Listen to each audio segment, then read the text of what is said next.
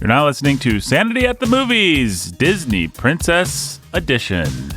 And today we are talking about 1998's Mulan. I'm Nathan, that's Jake, he's a pastor. How we doing, Jake? Good, how are you? Doing pretty well. I don't think that there's a lot of context I want to provide for this movie. It's the next movie that Disney made, and I think we'll probably talk about... Immediately after Pocahontas. Yeah, and I think we're going to argue that it powers up a lot of the things that they'd been playing with in terms of feminism and telling more adult or more psychologically complex stories. You can see Disney was really trying out the formula, and for us at least, Pocahontas was a zero. I mean, yeah. It was a strikeout. I'm just going to state my claim, probably to date, Disney's most successful feminist movie and the first, the best template for the modern feminist action hero. Yes, I agree 100%, and we will talk about that right off the bat. I guess when I say to date, I don't mean like today. I mean to that point. To that point, yeah. I'm not prepared to make that argument for anything afterwards, although I think you still could. It's pretty sophisticated in the way that it does it, and you can see the lineage of it in people like Rey and some of the better Wonder Disney, Woman you brought up earlier when we were talking. Feminist I heroines. think actually Wonder Woman maps onto Mulan pretty well. Yeah, that's a good point, actually. I wonder if that wasn't conscious. But before we get to that, let's talk about what baggage we brought to this movie. Yeah. What baggage did you bring to this movie? I've seen this movie a lot of times. It was, so 98, how old would I have been? 14? So I would have been in the 14 to 16, but that would have... Seems like a bad time for Mulan. Yeah, but I would have had a bunch of... So I would have had a 2-year-old brother. See, Matt is 3 years younger than me. So he would have been 11 and then 9. So I would have had 11, 9, and 2. So we're buying the VHS, we're wearing it out, we're watching this movie all the time kind of deal. Yeah, it's just the latest Disney. So that's just what we're doing. And so I'm stuck with it at the age of 14 or 15. But I don't recall really resenting it. Would I have ever wanted to watch it? No. Might I have had some guilty pleasure in it? Maybe. I just don't remember being like, I hate this. I hate my life. I have to pretend like I hate this or anything like that.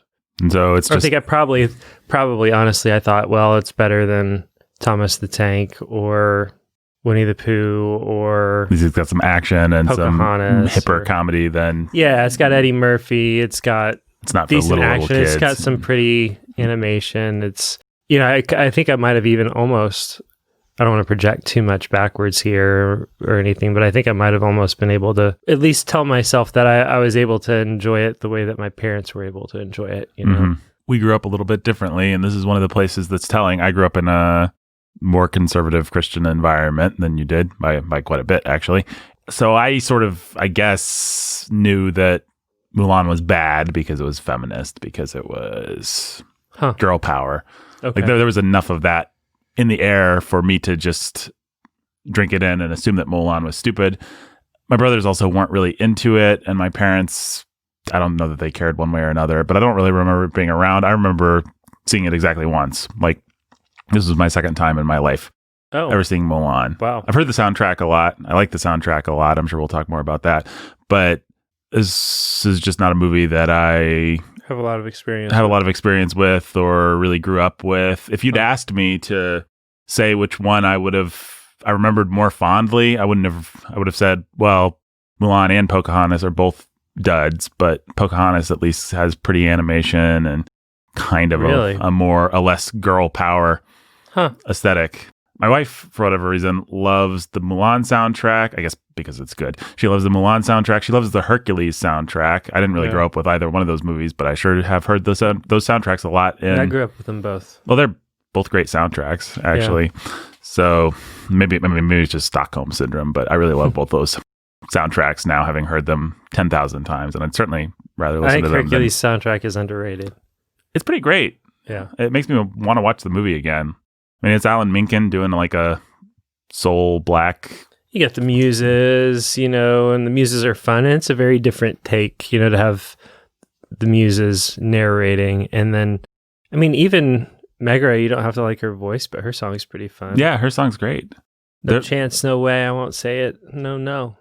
So I guess Mulan and Hercules both hit at the time when I was too old Probably a little too old and a little too young. Yeah, exactly. I was not into Disney movies. I'd much rather probably had discovered by that point in my life tier 2 good directors. So I was probably into, I'd probably moved from Spielberg and Lucas to Hitchcock and Kubrick. And, I was trying to watch all that stuff, sneaking Clockwork Orange from the library and, watching it in the dead of night. That was probably that period where I thought I was really cool and deep and dark and who wants to bother with Mulan. All that to say, I have not had a lot of experience with this movie, and I will go ahead and stake my claim, which is that for at least the first 2 acts, this movie really works really well. Yeah, I think it's... I was ready to usher it into the Pantheon. I'm not quite sure, having gotten done with it, that I am, because, spoiler alert, I think it really fizzles out in the third act. I think it's 100% accurate. The first 2 acts, I was right there. I was sitting there just sort of marveling at how masterfully they were playing me, like getting really pretty emotional actually for Mulan and her father and all this stuff, while also watching it and being like, wow, this is horrible politics. I was like, oh boy, wow, they're brainwashing me, and I love it. Yeah, I can't pretend like I don't really enjoy this, and that they're not being really smart and clever all the way through, and the songs are fun, and we get all the way through Mulan, being discovered, and it's great. Mm-hmm. It's great. And then from then on, it's just there's some fun stuff, but man, it goes downhill. Yeah. Yeah. I mean, honestly, my wife was sitting in the room, and she may or may not have caught me very embarrassed, because a single, mind you, tear came to my eye when, after she's been discovered and she's sitting in the snow and Mushu is doing something that's actually funny, which I was hit and miss on him. But again, we all were, actually. I was a little surprised. The kids? Yeah. I think I felt that Mushu's sense of humor must have been really 90s. I remember my brothers thinking he was hilarious, like the genie kind of funny. Mm-hmm. My kids laughed like crazy at the genie, even though a lot of his humor was, cultural references they didn't get. And they laughed at Mushu, but there were a lot of times that they just didn't. And I was a little surprised by that. Well, Mushu feels like, to me, I guess we'll just talk about him real quick, since we started down that path. We don't have to go in order, folks. We can talk about whatever we want. These conversations go where they will, like the Huns. Mushu feels like he's just an attitude, a motivation. He's an attitude and a motivation, but what he's not is actual punchlines. Yeah, he doesn't have jokes. And it's important. Like Robin Williams, you can, in fact, just say, go be funny. Most comedians, and this has been a consistent problem with the comedic performances post Robin Williams, most people, you can't just put in a microphone booth and say, be funny, bring the goods. Most people need something written. And in fact, I think a lot of Robin Williams material was written. I mean, Eddie Murphy is about as good a comedian as you could ask for in terms of delivering, comedy. Yeah, he makes anything funny. Yeah. But I mean, he lives and breathes funny. He's got really natural comic rhythms, I guess would be the way to say that. But yeah, it really helps when he has some material. And in a lot of the places in this movie, he's actually doing a lot with nothing. That's he's taking nothing and he's making it pretty funny. That's what I was actually marveling at, was like, he's doing a whole lot of work with a whole lot of nothing here. Yeah. And my brothers, when we were kids, just thought he was hilarious. Yeah. But there really wasn't anything clever or worth laughing at. Yeah, there's a couple of parts of just pure Disney slapstick with him that made me laugh. The slapstick is what, my kids like, I'm not biting another butt, or whatever that line is. Like, that's going to get a laugh, because that's just, he said butt. Right. I think I laughed. He was doing his whole revivalist preacher with an organ thing, and then the horse trampled him. that was just well-timed and violent. They got a couple jokes out of him trying to act big and then, being trampled or not taken seriously. But yeah, I don't know. You can't discount the Shrek factor too. Eddie Murphy is these days much more famous for Donkey. Yeah, and for he's making waffles and all that stuff that I don't remember being very funny. In terms of Eddie Murphy doing something with nothing, Donkey is now kind of the indelible the standard. And Mushu, I don't know. He was the warm up. He was the audition. He was the Donkey. audition. Yeah. So, but I'm also intrigued by the notion that you just brought up that this is in fact a 90s thing that just doesn't translate over the decades. 2 decades that on. 90s attitude. You said, I think you put it well when you said he doesn't have jokes, he has an attitude, and that attitude is supposed to be funny. I think in context that it was a 90s attitude that was just funny. Right. That's set up in a million other cultural places, and you laugh because you know it's funny, right? Like it's like in any sitcom, the jokes are never really that funny. Right. It's just that you know that you're supposed to laugh at them, and you anticipate it, and you see it coming, and so you laugh. Yeah. And then you even convince yourself that it's funny, right? But it's not all that funny. Yeah, that's interesting. I mean, there are a couple places where he's doing explicitly 90s things, like You the Man, well, sort of. Like that's a laugh line that actually would have worked pretty well, right?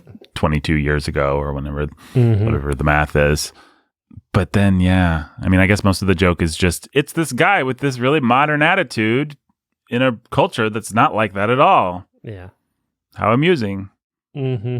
Maybe I guess what you could say is, this was only a few years after The Genie, and these were some of the first movies to really just, I mean, now explore that. In a post-Shrek world, nobody ever, or even you could say in a post-Aladdin world, I don't know, nobody ever takes the pageantry all that seriously in these movies anymore. You watch Moana or one of the, Tangled, some of these things, Frozen. I've not seen either of those. I've seen Frozen. I mean, I've seen enough of those, and Frozen, but something like Frozen's a good example. Like there's pageantry and you're supposed to kind of take it seriously, but at the same time, we always are slightly ironic about this. We know that fairy tales are stupid, actually.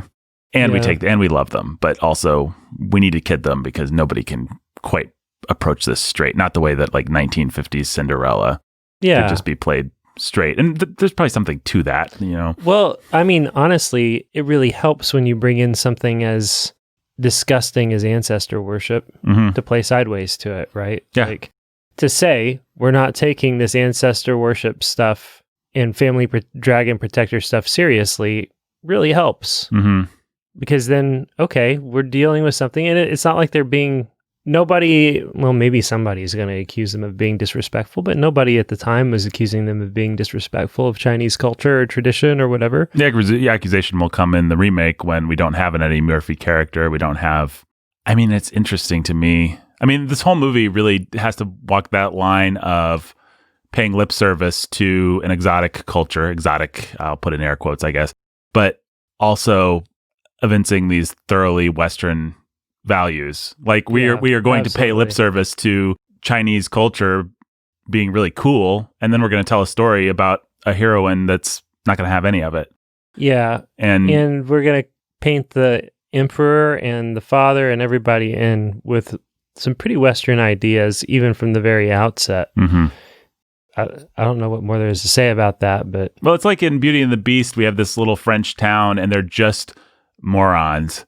What if you also had to say France was a grand culture to live in, and these people are morons? Like that's the difference that Beauty and the Beast doesn't even bother with. Mulan has to walk that line, and Mulan has to improve on what Aladdin did with Arab culture, right? Like Arab, which even at the time was complained about and unacceptable. Yeah, and I mean Aladdin. I feel a little uneasy about Aladdin honestly. Pretty much trounces Arab culture, right? Yeah, it's just stupid cartoon. Mulan has to do better and knows it has to do better. Aladdin is a Bugs Bunny cartoon. It is on that level of sophistication about Arab culture. It's every possible cliche. Yeah, and Pocahontas is a big pivot, and everything is noble and Pocahontas just takes and if Aladdin is all the bad cliches, Pocahontas is just all the boring pious cliches about native culture.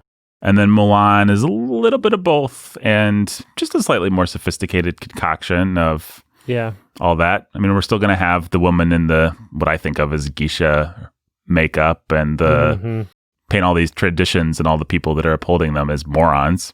But yeah, but in the same fine tradition of, I mean, that whole thing is just Fiddler on the Roof, right? You know, matchmaker, make me a match.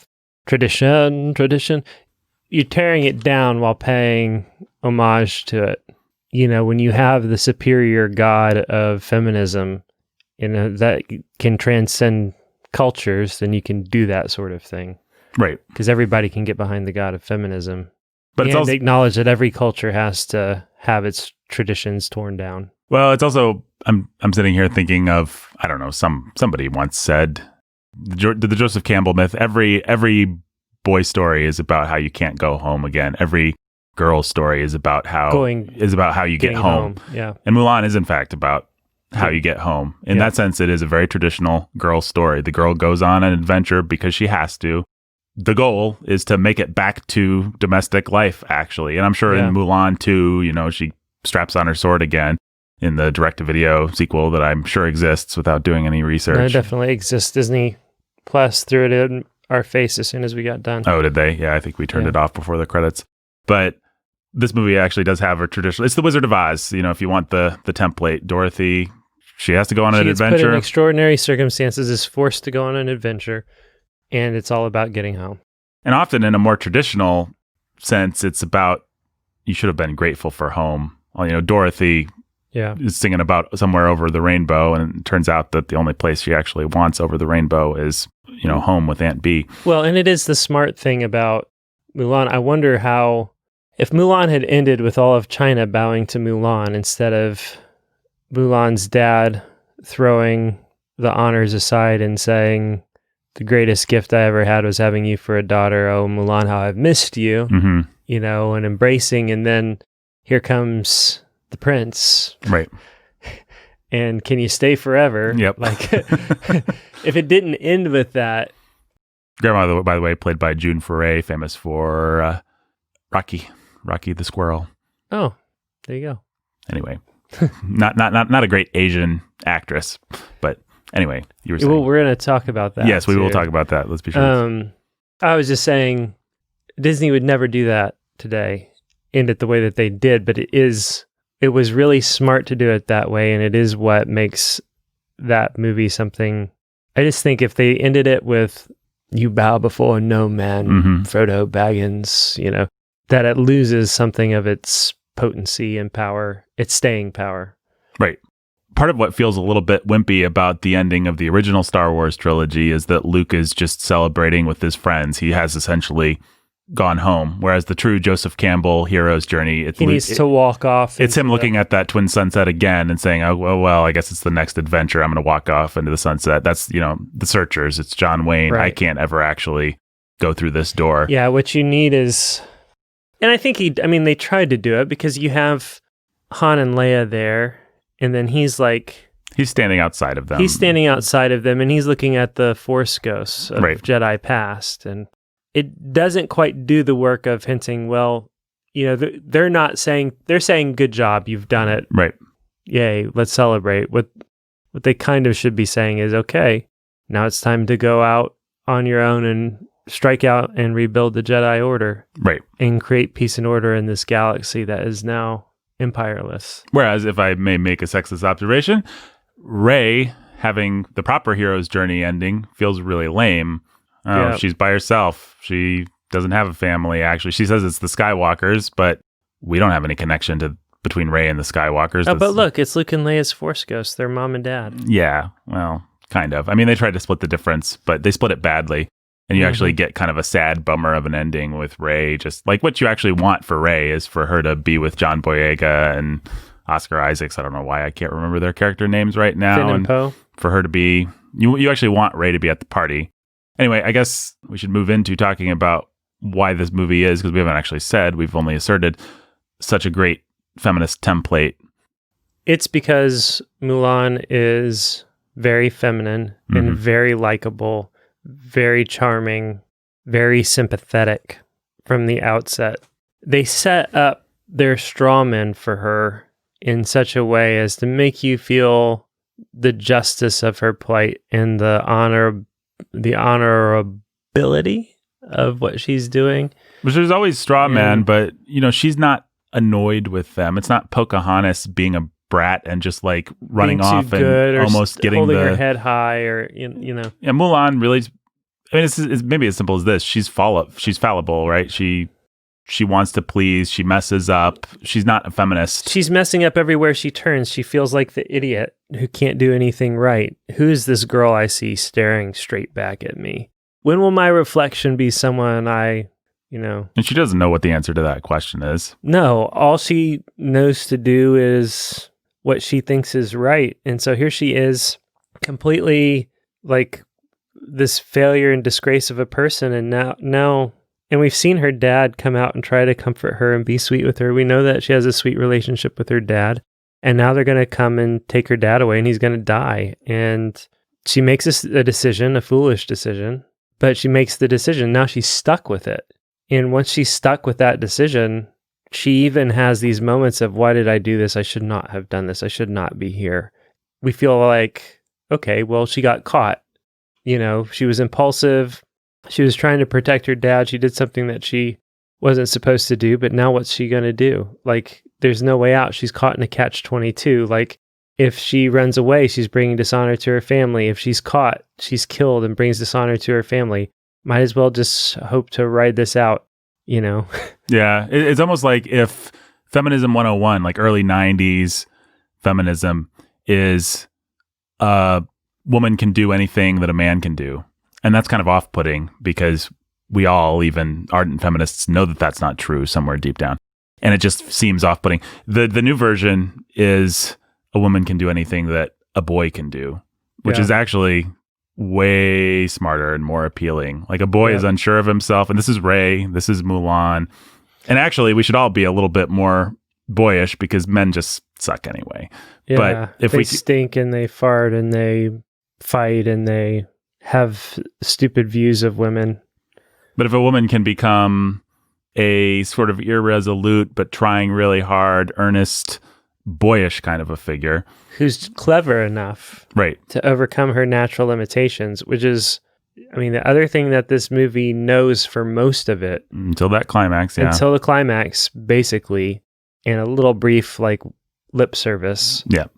Is that Mulan actually can't hang with the boys on a physical level. The way that she has to hang with the boys is she has to be smarter and clever and more resolved and more disciplined because she's not strong enough. Right. She can't run with that weight on her shoulders. She will be the one who falls in. She will fall off that pole. She will climb the pole by being clever as opposed to just muscling her way up. Yep. She'll climb the pole by being clever. Everything she does is going to be her smarting her way, cheating her way or just running for her life and getting lucky with danger pursuing her and any number of things like that. That's really smart, right? Like, and it sets up, her being able to do some pretty amazing physical things later in the movie, or at least it feels more earned or more plausible. It does that, and I think what it does to me as a male who is officially a good many years older than Mulan and than Rey and all these characters is, instead of evoking this feeling of, oh, she doesn't like me and the movie doesn't like me, it actually makes me feel really paternal. Like, oh, exactly. You go, girl, you're getting it. Like, this is great. Like, I know you're trying really hard, and I really want you to make it work. Yeah, you really end up thinking, like, it really wants you from the beginning to say, oh, I would be so proud of her. Like, that's how you feel as a girl. I assume you just feel like I would want to do that. But as a guy, especially as an older guy, yeah, I'm going to be proud of her. That's exactly right. We get it when dad's like, oh, look at the flower up there. That one's a little late. But sometimes the latest ones are the most beautiful. Mm-hmm. Right? Like, we get that. We see everything that happens to screw things up for Mulan. We see, well, it's not really her fault. She tries, and she's got a good heart, man. Right. Different life, she would have just been a slightly too spunky wife for some idiot and reformed the town somehow, but she's not in it to prove something in some obnoxious way, which is just a quantum leap forward from Belle, who I like, certainly Yeah. from Ariel, who just comes across as a rebellious brat, Yep. and from Pocahontas, who's so off-puttingly pious and Yep. smug in her rightness that it's just like, I don't like any of those women except for Belle. But Yeah. that's just because Belle's better written. Belle's still kind of the same way. I don't know. Is there anything else to say about that? Well, Smart I guess Disney the only cinema. other thing is that they give her a strong lead to play off of and to play to, so that even as she rises through the ranks of the army, she always has that man that she gets to play Trinity to. Mm-hmm. I just felt like that didn't go without being said. No, that's, yeah. And it's smart. It puts her back where we feel comfortable. She's actually acting in support of a man. Yep. And audiences everywhere, I guess because of our horrible cultural conditioning, feel more comfortable with that. Deeply embedded misogyny, man. Yeah. Or maybe because of the way that God made the world. One of those two. One of those. I don't know which one. Dad's speech gets all uppity, and Dad says to her, you said it puts her in her place, and it made me think of that when he says, no, I know my place, and it's time that you learned yours. Mm-hmm. It is my privilege to die protecting my country and my family. That was super sweet and 100% right. Mm-hmm. The movie should have ended with him going off to battle to die. Hobbling off. Hobbling off. That stuff is really, for being drawn in such quick, broad strokes, that stuff is really It's moving really with well him just drawn. putting Yeah. the cane down, and Yeah. you feel for that man and for that family.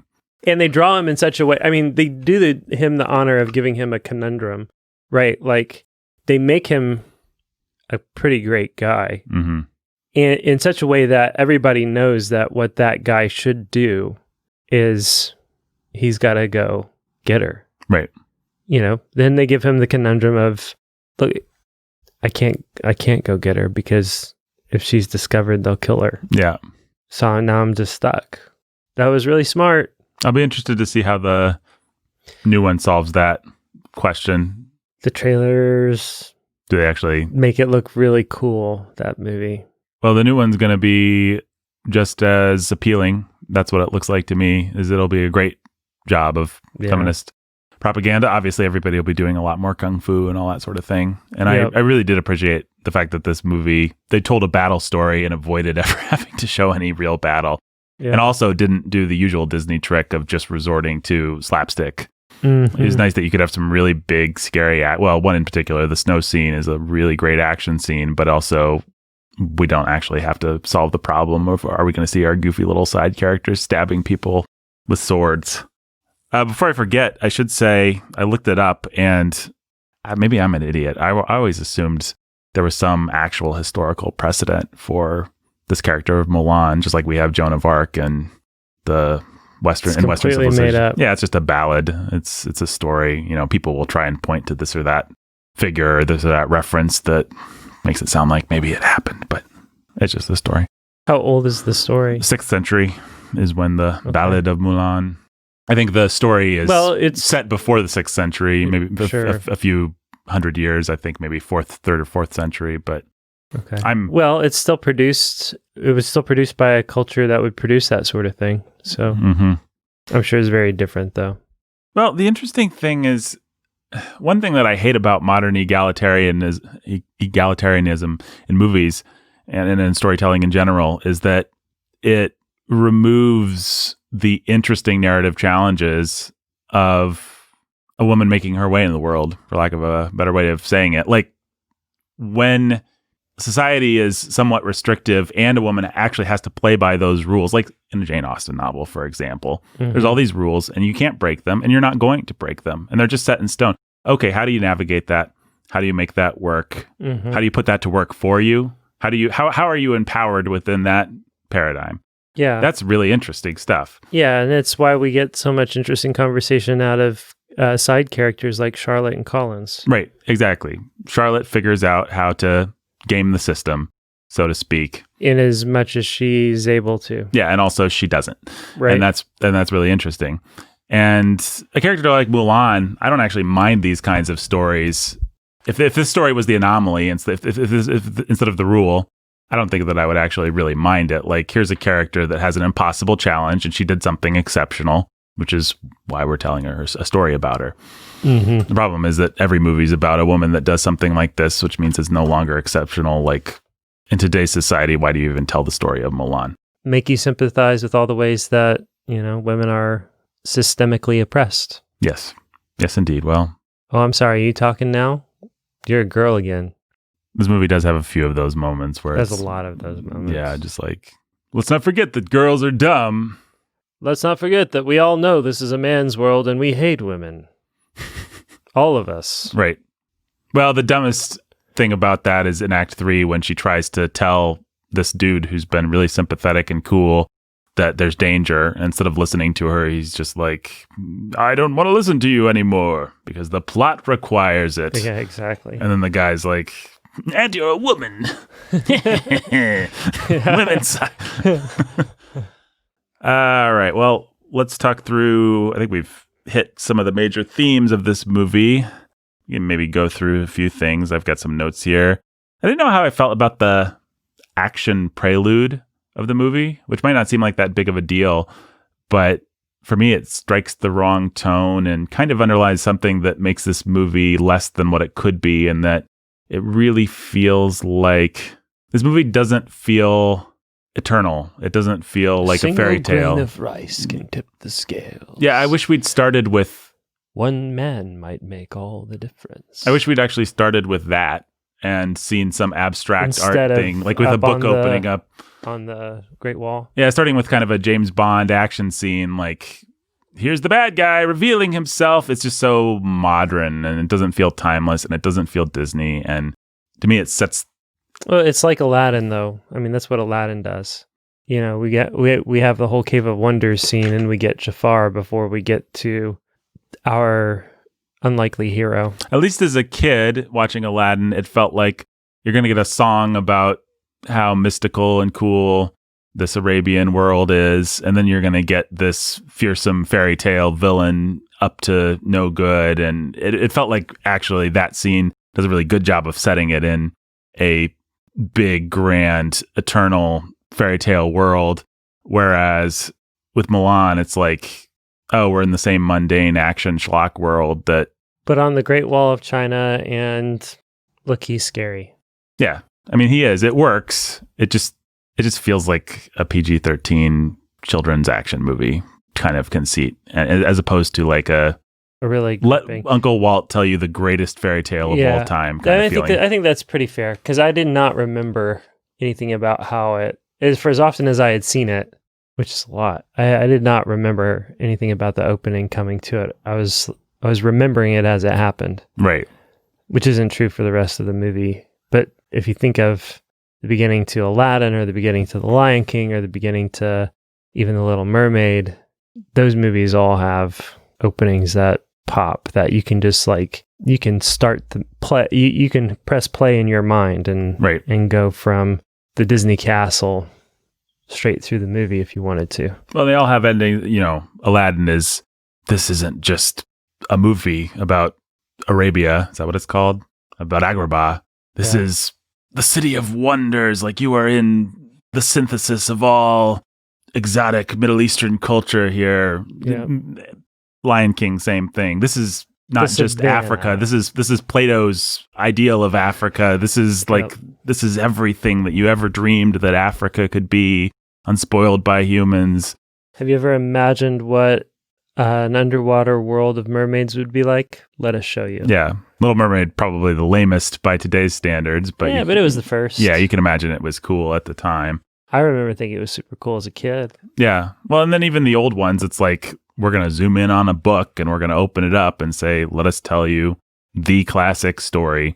So it's just like, there's something assertive about that Mulan's just like, hey, we can be as boring as other action movies. It's kind of like the criticism I've heard people level that we talked about a little bit on about Beauty and the Beast, where some people said, some cranks said, well, it's a good thing that they figured out how to make Belle and the Beast as boring as modern people. Sure was nice when Disney told fairy tales, but great, thanks for bringing realism. That's really what we want. That's kind of how I felt about this. Like, you guys cracked the code. You figured out how to make a Disney movie have as little magic as other movies. Great. Good job. That's funny. Small complaint, but this movie is actually bookended by scenes like that. The beginning, and I think the ending kind of feels the same thing. I want Mulan dancing with that guy on some clouds or something like that. Whatever the Mulan version of it, I want that. I want herein ends the great tale, as opposed to... What year did Shrek come out? Shrek, I want to say, that is a fantastic question, Jake. Because something was in the water. That's my take. 2001. So Shrek was 3 years away. Probably they were... Something was in the water. They were feeling it. They were just like, we can't just make a Disney movie anymore. We need to make this as much like a modern action movie, essentially. We need to say that we get it. Right.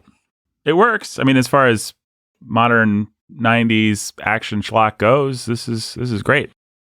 Prelude. Then we meet Mulan. She's wearing really modern pajamas for some reason. Is she? Yeah, she's like in like a kind of a halter top. I guess the halter top makes it feel like, I don't know. Really bothered me. 1 star. This movie sucks. She's got to feed the dog. Or feed the chickens. Hey, she's our, speaking of halter tops and all that, she's our first modest Disney princess in a while. We had that Jasmine Pocahontas punch, and that was, we had Ariel, Jasmine, Pocahontas, and we're finally, I think, officially past the let's have something for daddy era of the way they draw Disney princesses. Mulan is not presented as a sex object. Yeah, not at all, which is super refreshing. We have our first great song. Just the equivalent of the Beauty and the Beast scene. We're a bunch of idiots stuck in tradition, and we're gonna make you be like us, and doesn't that suck? You'll bring honor to us all. Which one is meaner to its supporting characters? Beauty and the Beast, in retrospect, to me, somehow feels nastier. I think Beauty and the Beast is nastier to its characters. It's the difference between Belle walking around talking about how stupid and provincial everybody else is, and everybody else in the town talking about nip and tuck and with a small waist and a quiet mouth, just sort of oppressing our heroine. Right. She's the underdog instead of the overdog or whatever. Yeah. And they managed to walk that line in such a way that you're not supposed to be happy about what's happening to Mulan, but you also don't feel like there's any malice. Yeah, nobody's mad at her. They're just trying to help her. Everybody's trying to help her. Right. And she doesn't have a chip on her shoulder about it, which makes a big difference. She would love to do a great job at it. She's worked real hard. She's written the thing on her arm. She wants to do a good job for everybody, and she wants to do it all right. She just feels like she can't. Right. And is afraid. And so she's not fighting the system. She's not looking down on it. Some people may be looking down on her, but they're all trying to help just the same. And, it's more of an introduction to a system that we're going to flip than it is any one person here actually is a terrible person who's suppressing anyone, which is great. Gosh, is there anything else to say about Act 1? We already talked about Mushu, and the Ancestors is actually a good place to talk about the politics of casting. This movie is culturally, it wouldn't fly today. It would not fly today. So what Disney did was Disney realized, hey, we've got to do a better job of ethnic casting. But what that meant was we need a bunch of Asians in this movie. Mm-hmm. It doesn't matter if they're actually Chinese or not, just Asians. It's a sort of like, it is the insensitivity that would not fly today, where casting was basically like, do you have slanted eyes? Okay, cool. That's cool. We can throw you in here. It doesn't matter if you're Chinese or Japanese because all y'all people are the same. And so we literally have a Chinese emperor who's played by Pat Morita, who's Japanese Quite famously American. Japanese, yes. Right. Mr. Miyagi. George Takai. Yeah. George Takai plays the ancestor, the chief ancestor. It's almost he's like, also Japanese American. It's almost like if somebody has to be wise and mystical and like stereotypically Asian, then they're going to get Japanese. Be Japanese, yeah. Whereas if somebody has to be modern and relatable and are heroes, they'll be Chinese or Chinese American. Chinese Americans and sound very white bread sounding, very white, and they'll be sung but by. We'll be able to say that they're Chinese. Well, and or Asian. Frankly, though, what's the hero's name? Li Shang. His song is sung by the whitest person Donny of all Osmond. time. Has there ever been anyone whiter? Like Hitler was striving to create Donny Osmond. He created a whole society to bring about Donny Osmond. I'm not saying Donny Osmond's a national socialist. I'm just saying the boy is white. And yeah, and the woman who sings Mulan songs is also a white woman. I forget her name. yeah, that's hilarious. And then we've got a bunch of Jews and black people to be our comic relief. Yep. We got Harvey Firestein to play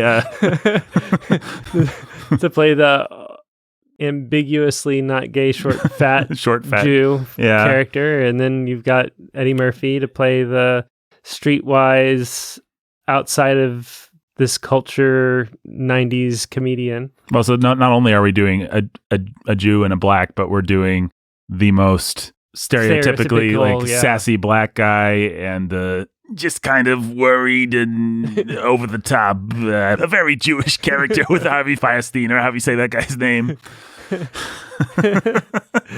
Which I got more laughs out of him probably than Eddie Murphy. I enjoyed having him in the movie. Those three guys both did a great job. Yeah, they both did great. I really like those three guys though, the three main her friends. Yeah. They're good. Poe and Ling and the big, I'll call him George style. It's Poe. Yeah, Poe is Poe's the big guy. Ling is the tall, skinny guy, and then there's Harvey Fierstein's character, whose name I can't think of off the top of my head. But those guys are fantastic, and yeah, they do a nice job. And they are written in a nice way. Yeah, I mean, the movie starts to feel like it hates men a little bit with all the men fart and scratch themselves. Lovably bumbling guys who say the things but are also actually kind of they're all sweethearts, pretty okay guys. Yeah, when you get down past the rough gruff I have to pretend to be a man stuff, then you can't imagine any of those three guys actually being demeaning to women or even having much of a shot with many women. They just like to talk that way, and it's pretty sweet. And they have a lot of fun with Mulan trying to fit in, and that actually got some laughs out of me. When you get those manly urges, fix things, cook outdoor. I thought that was kind of cute. I don't know. I mean, it's like, I'll hold him, you punch. If the movie was really sophisticated and actually good, what it would do is have the men not really be that much like that, but Mulan be like that to try and fit in, which the movie kind of did, but it could have done it even better, I guess. It was more like she's just not good and natural at being right. She doesn't have 30 years of practice pretending to be that way, like all these other guys have 30 years practice pretending to be that way. Yep, exactly. But actually, we're all all pretty cool. And, yeah, and cool. As guys, we're a little more effeminate. As women, we're a little more tomboyish and butch, and we're all kind of just the same. Yeah, there's a spectrum, really. Our whole casting theory even extends to the ancestors, who all are played like not traditional values will just disintegrate. Not to mention they'll lose the farm. It's like all these, which I got a kick out of. But again, I don't think any of that would fly today. You would have to strictly just cast this across the board with Chinese. I don't even know if Chinese American would cut the mustard today. Maybe it would. They managed to talk about cross dressing and dressing in drag and things like that in a way that is interesting to me. Well, it's interesting how much culture's changed 20 years. That cross-dressing is completely unacceptable because the whole joke is, they're cross-dressing. Yeah. Whereas, I mean, you can't do that now. That's transphobic. That's whatever. J.K. Rowling. Yeah. Well, I actually read part of what she wrote in response. She put a thing up on her website. Yeah, the big post. That was fascinating. Where she's a true feminist, man. Yeah. Hardcore. Well, she's a bit of a TERF, Jake, in my opinion. Was that trans exclusive radical feminist? Okay. So, yeah. I mean, she's consistent. She's consistent. At least on those points. Yeah. Maybe not in other places. Yeah. Her magic system could use a little work. I was thinking a little bit more about Dumbledore, but whatever. Yeah. I don't know. It's fascinating. It'll be interesting to see what's going to happen to her, whether she will truly get canceled, and what will happen to Harry Potter. I stand with JK Rowling was top trending yesterday. There you go. I think she's actually managed to be to plant a flag that's rallied a not insignificant number of people.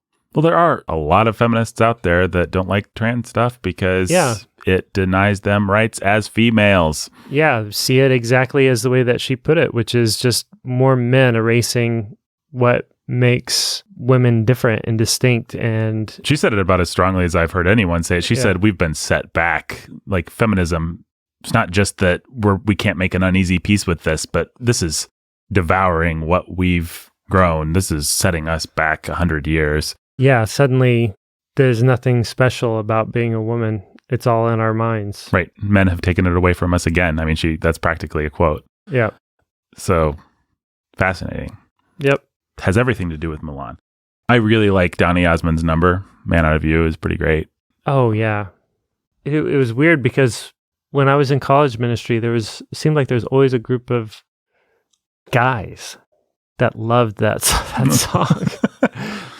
Just like as a kid, and it would like come up on trips, it'd be like we'd take a missions trip or something. We'd be out, packed into a couple of different vans or something like that. And somebody would be like, we're going to sing. And somebody would start singing that song. And the van I was in would be singing that. Like, that's just like a memory I have. I was always sort of dumbfounded by that. Like, that's the Disney song that you pulled? Like, okay.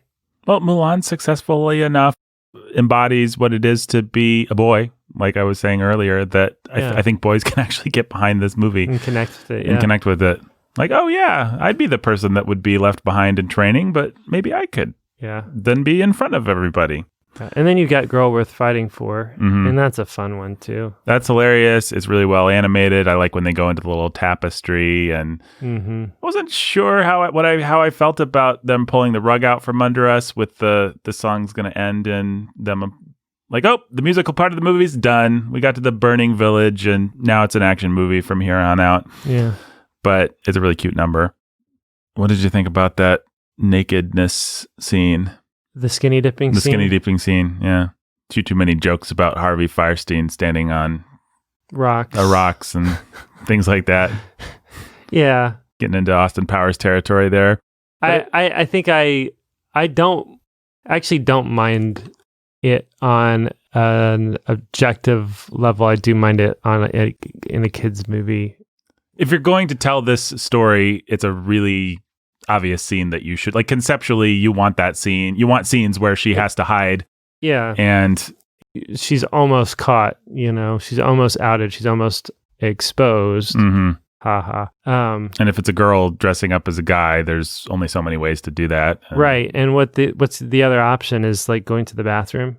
Yeah. Right. So I would say conceptually I like it. Execution wise, I would feel bad tasteless. Maybe showing it to the little kids just because there's too many jokes about body parts and stuff like that. Yeah.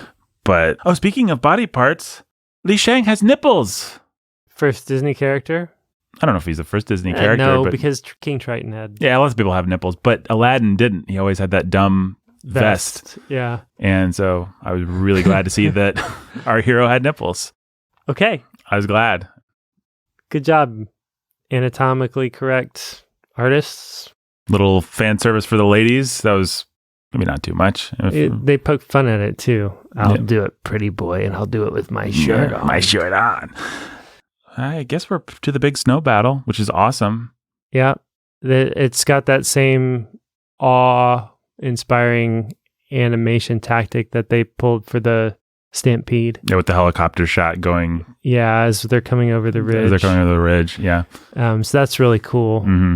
Everything with our guy, what's his name? Li Shang? Li Shang, the good guy, yeah. Yeah, everything with him just sort of emotionally with his father and, making the march. And yeah, it was Mulan that screwed it up again. Mm-hmm. All of that was really great. The arrows, save the rockets, we're all going to die here.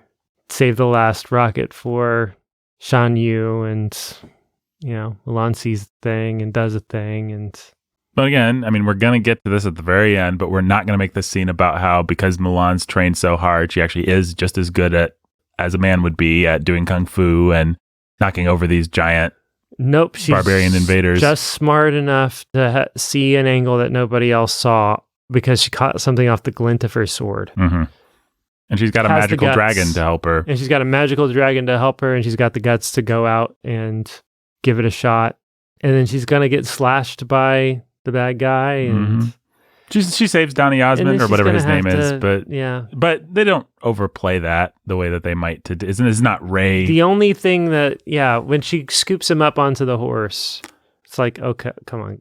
That horse has some superpowers. Actually, Mulan's legs have some superpowers because they go over the cliff, and then that horse is just held by her thighs, I guess. She probably, I don't remember exactly, she probably tied the rope off to the saddle. Yeah, maybe. But I just thought it's that weird place where Disney's splitting the difference. We're going to do like a kind of PG-13 feeling action modern thing, but the horse can't die. The horse could never die. Yeah. The horse can't just go over the cliff and be gone. He's one of our characters. It's a really great scene though. The comedy with the guys shooting the arrow, like it's in the best Slipped Disney right tradition. through my fingers. Yeah. All that stuff's great. I mean, nobody. And then Poe comes up and picks them all up and pulls them back. That's perfect. That's good Disney. Nobody combines danger and comedy like Disney at their best, and this is one of the best examples of this. Yeah, probably top 5 Disney action scenes. I mean, what would we even say? Sleeping Beauty, final fight. Yeah, final fight of Sleeping Beauty. I'm gonna say Stampede, probably. From Lion King. Yeah. Final fight with the Beast.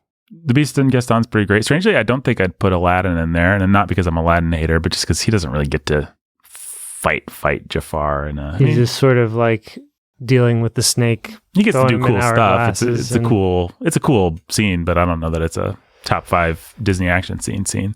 I feel like there's a whole category of movies like Jungle Book and whatever else that we're just not thinking of. And there's a lot of famous Rescuers with the Rescuers Down Under with the fighting Von Leech on the waterfall and all that. Flying on the Eagle. Radigan versus Basil on Big Ben. Big Ben, yeah, that's pretty cool. Actually, I don't know that that's pretty cool. I remember it being awesome when I was 5. I've never not seen it since then.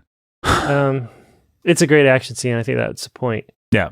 And then Mulan's injured, and we're all like, Ping is the hero, and everybody's like, Ping has won everybody to himself, and everybody's worried and concerned, and the doctor comes out and is like, something you should know.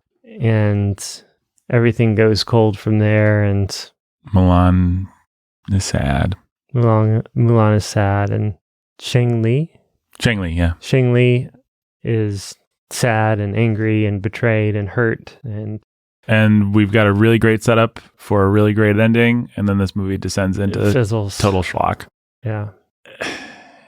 I mean, it makes you admire what you really want is for the army. The army's coming in, and they're hanging their heads while everybody's celebrating them, and we don't really understand. It's never really said why. Do they feel bad about leaving Mulan?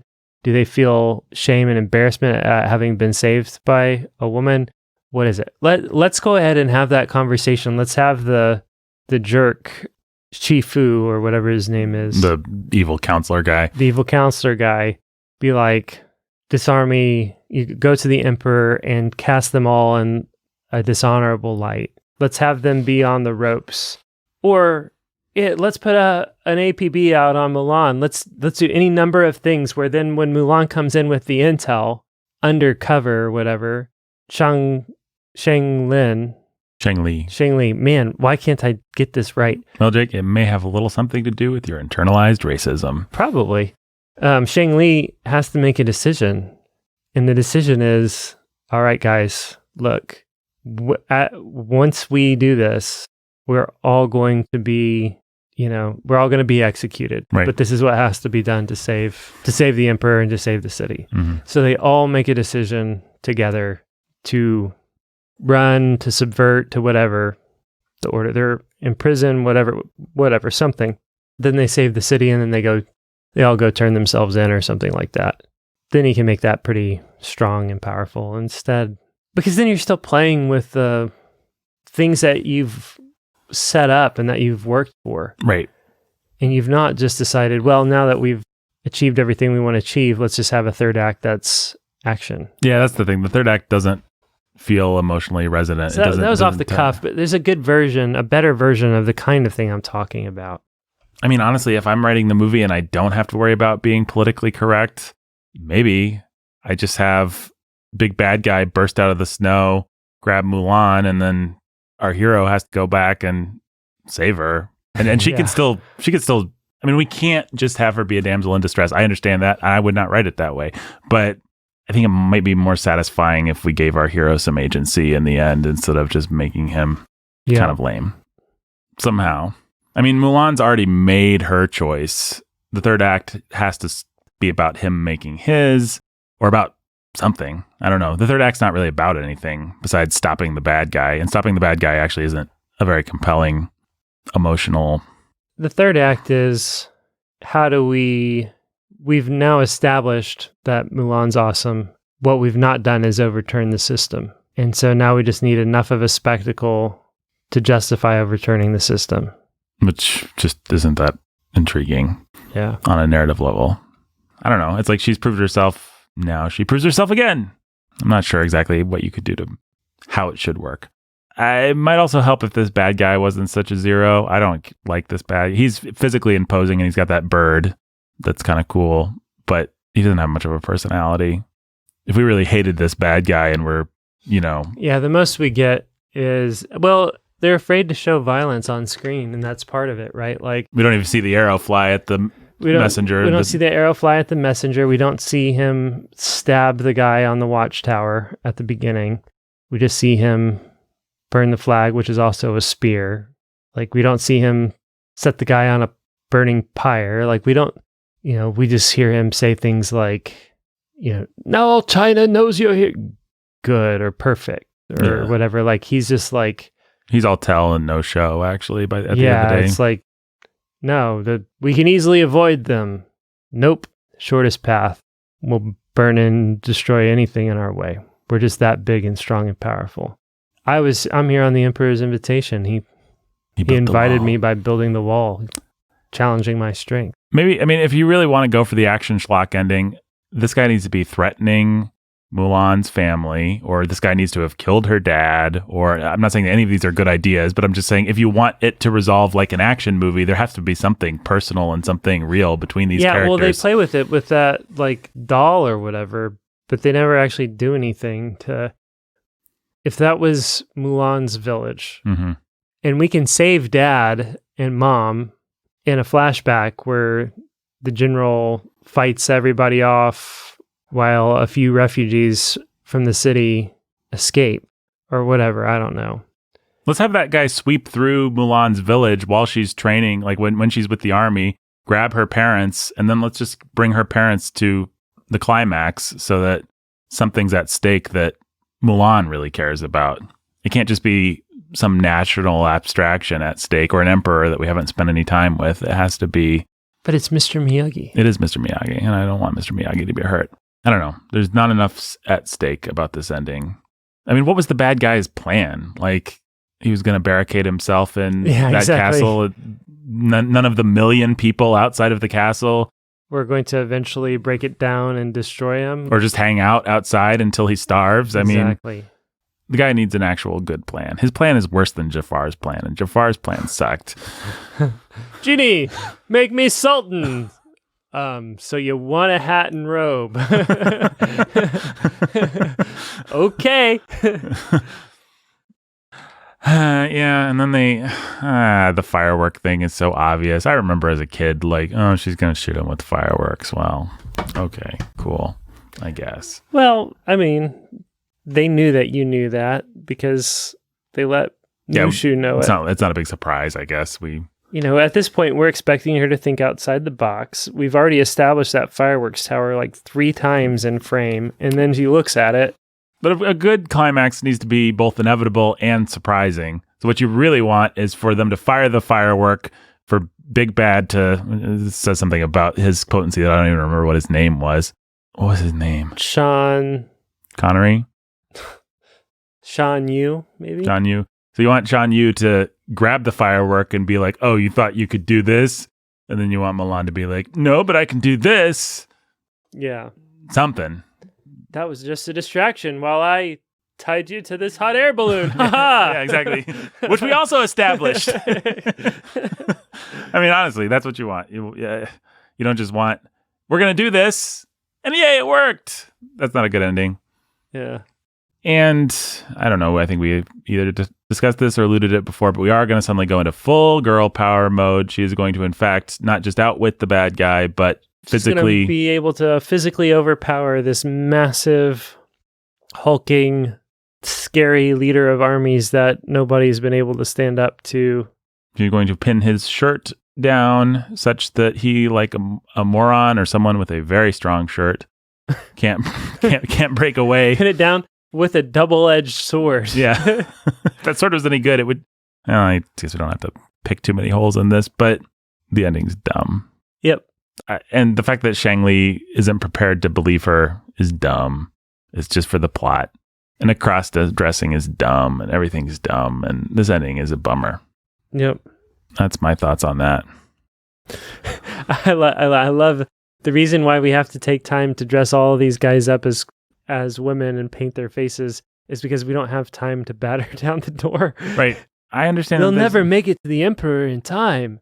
I know. Let's dress them all as women, shimmy up the poles. Approach these guys with yoo-hoos. And then pull like cantaloupes out of our dresses and smash them over the head. Like, here's an idea. Shimmy up. Bring some cantaloupes if you want. You don't have to bother dressing as a woman. Sneak up behind those guys. Hit them with cantaloupes. Call it good. Yeah, call it good. Here's another idea. Shimmy up. Stab those guys. Oh, and then the Emperor does my least favorite cliche. It's the sitcom boss cliche. Yeah. You screwed this up and that. You did this. You did that. You did this. And I am so proud of you. Yeah, and I couldn't be more proud. Yeah, and I couldn't be more happy. Mental, that plan that you worked on, that stupid, idiotic idea that you pitched, it's going to save the company. Yep. It's like, why would anyone ever phrase something like that? Just when I thought that you couldn't be any more stupid, you go out and you buy a shaggy dog or a moped and totally redeem yourself. Yep. It's like, are you having a stroke? Like, why are we talking like this? Because the screenwriter wanted to build suspense. That's why. And then, like I already said, I don't like that Shang Li is just kind of hanging out on the periphery. You don't need a girl like that every dynasty. Yeah, that's a cute line, I guess. Feels a little condescending somehow to Asian culture. I don't know. Not a fan. No. Personally. Let me say Confucian's saying, the flower that blooms in adversity is the most rare of all. Huh? You don't meet a girl like that every dynasty. Yo. Also, Mulan's fan, incredibly strong. Great material that fan, to be able to flip a sword out of a bad guy's hand using a fan. It's actually a tactic that they taught women in self-defense to use fans like that, is my understanding. There you go. I apologize. This ending is awesome. There you go. Yeah. I think you can probably find videos or things about using those fans in self-defense and combat, not combat, but just like a last line of defense kind of situation. There you go. Well, how many pieces of rice out of 10,000 do you give Mulan? I give it a 10 for successful feminist propaganda, which makes me give it a 1 for moral content. I give it an 8 for just fun, entertaining story and music. And it could have been a 9 or a 10 with a strong third act, but I really think the first 2 acts count for a whole lot. So, I don't know. Yeah, I got to choose. What does that balance out to? I don't have a calculator. 7. I was going to say 6.5 with most of the same considerations, but maybe slightly less. I don't think I'd give it like quite as high marks for just pure entertainment value. Songs are good. The first 2 acts are good. And just watching those, I was like, hey, this is a Disney classic that I didn't know existed. But that third act really is a bummer, and it really does take a lot of steam out of the sails of this movie. And I don't know, if in a perfect world, the comic relief would be stronger with Mushu or more able to reach across the decades. Yeah, I think that's true for sure. If he was firing on all cylinders, if he was as successful as Robin Williams, then I think that would probably make up for a lot of the other movies' shortcomings. And maybe it did back in the day. Didn't really for me on this viewing. I mean, That's fair. It was also just fun to see Eddie Murphy doing animation, which is something that's completely lost on today's audiences in a post-Shrek and post-Eddie Murphy being a cultural force. Oh, I was just going to say it's fun to see Eddie Murphy doing anything. Yeah. Where'd he go? Be nice to have him back, maybe. Maybe. I don't know. Maybe not. Maybe he's played out and he knows that. I don't think... Well, so he did Comedians in Cars with Getting Coffee with Seinfeld, where he said he was going to get back into stand-up. I think he is doing stand-up. I think Eddie Murphy actually does want to make a comeback. I think they're talking pretty seriously about a Beverly Hills Cop 4 or whatever. No, they're talking about... I think they may have even started on Coming to America 2 or some things like that. But I don't know. It hasn't felt like Eddie Murphy's really cared for a long, long time. I mean, that guy was a dynamic force of nature through the 80s and early 90s. And then at a certain point, he decided to, around the time of The Nutty Professor, he started to do these family things. And then he realized, like, oh, they'll just give me suitcases of money to show up for a day and record some dialogue for an animated thing. And, you know, every once in a while, I'll do like a Norbit or Adventures of Pluto Nash, or like, you'd be hard pressed, I think, to name someone whose star ascended as high and now is diminished as much as Eddie Murphy. He was a huge deal. Yeah, huge. He was... I mean, I remember seeing The Nutty Professor just because it was Eddie Murphy, right? Like, yeah. Oh, look, Eddie Murphy's going to play 5,000 characters in this one movie. That'll be awesome. Well, and if you know, we were talking earlier about him not having material. You watch like some of that old Saturday Night Live stuff and it's like, this is okay. But the pure star wattage of this guy, this is a like burning sun on the stage, and he is just bringing these sketches to life and destroying people, just not because his material is so strong, but because he is such a charismatic performer. Yeah. And that's how it is when you watch his early movies, you know, whatever, Trading Spaces, that kind of stuff. Yep. I don't know that I'm a huge fan, but he is an undeniable talent. Regardless of whether you like him or not. Well, at the time, he felt kind of like one of those forces of nature, you know, a Michael Jackson or a Michael Jordan, or you might put Eddie Murphy in... Robin Williams. Or Robin Williams. You might put Eddie Murphy in that conversation as someone who's just like... Will Smith wanted to be as cool as Eddie Murphy. He succeeded. Yeah. But Will Smith had to figure out how to have a more dialed down second act of a career, and Eddie Murphy never figured that out. Yeah. So, I don't know. We'll see if he figures out how to have a third act in his career. All right. Well, so you gave Mulan 7. I gave Mulan 6. Folks, if you want us to talk about Indiana Jones... Man, we were there for a minute. We were geared up and prepared to go. And then we had somebody, I think maybe just one person, I'm not sure. Some people had to dial back their support, probably COVID related or whatever, which is okay. We understand it, but we're $12 away. Yeah. $12 away from Indiana Jones. So I know that there are a couple people out there, maybe just one person that is ready to hear Indiana Jones. So make it happen, guys. Right. We're ready to give it to you, and we're ready to get into this superheroes journey. We've been talking about it a lot behind the scenes, and yeah, I think you're going to enjoy it. Yeah. And another reason to sign up for that Patreon, which is patreon.com/sanity at the movies, is there is a ever growing and pretty big library of us talking about Star Wars Clone Wars, which is a lot of fun. Yeah. And some other things. We have our reviews of Aladdin, Beauty and the Beast, like the Disney remake cycle. Live action stuff, yeah. Live action remake cycle. We talk about all that stuff. Like if I was going to say it, sign up for just one of our Patreons in terms of like what you get. I think I might be tempted to sign up for this one. It's a lot of fun. Yeah. We release a new Clone Wars review every week. So yeah, and if you feel like, these kids shows are beneath me, but I really want to know what is going on with them, we'll just tune in and we'll tell you. Yep. And we will talk every which way about Just Clone don't be Wars surprised if you don't end up watching it. Yeah, we will convince you. If you want to be convinced, if you want to pay someone to convince you to watch Clone Wars, then you could do worse than sign up It took me years to convince Nathan to do it, and he had to do it as part of his job. Yeah. Boxed him in. Basically, I'm being paid to do it. You can help pay me. So, no, it's a lot of fun. It's a good Patreon. I encourage you to sign up. And most importantly, we'll get to review Indiana Jones and other cool things like that.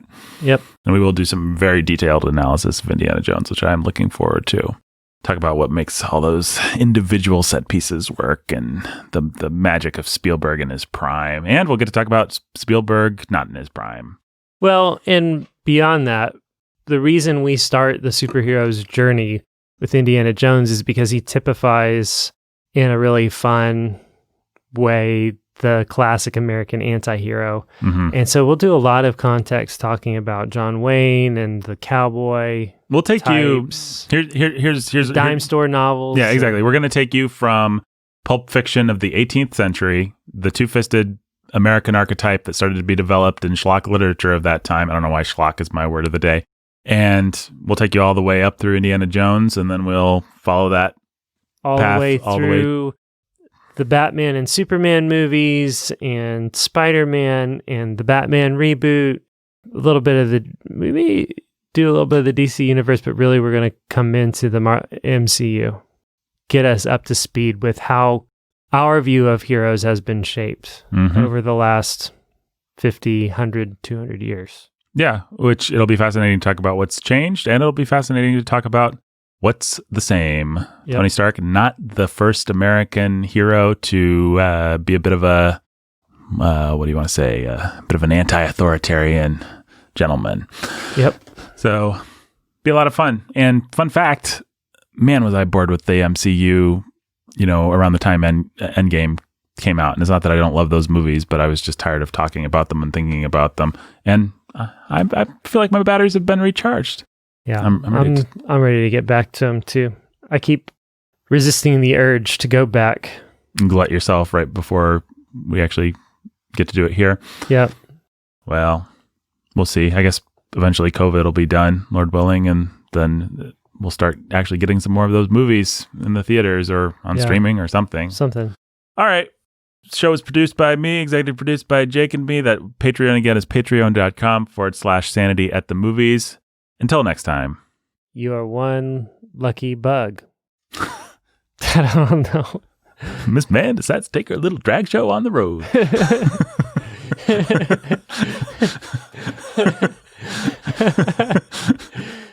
Goodbye. Oh, Jake, before we end, how could we not talk about this? Which is that, what's the song? The What I Want song? Reflections. Yeah. Pretty lame, but Christina Aguilera's breakthrough. She made a career on being like the teeny bopper that did the pop version of that song. She was the teeny bopper who did the pop version of that song, and then next thing you know, she was a genie in a bottle. So she jumped from Mulan to Aladdin, apparently. Yeah, going backwards. Yep. Well, there you go. I didn't think we could end without... without throwing that little bit in there. Oh, it's fun. I don't know. People that grew up in the 90s, it's kind of fun to remember. Yep. Well, there you go. There you go.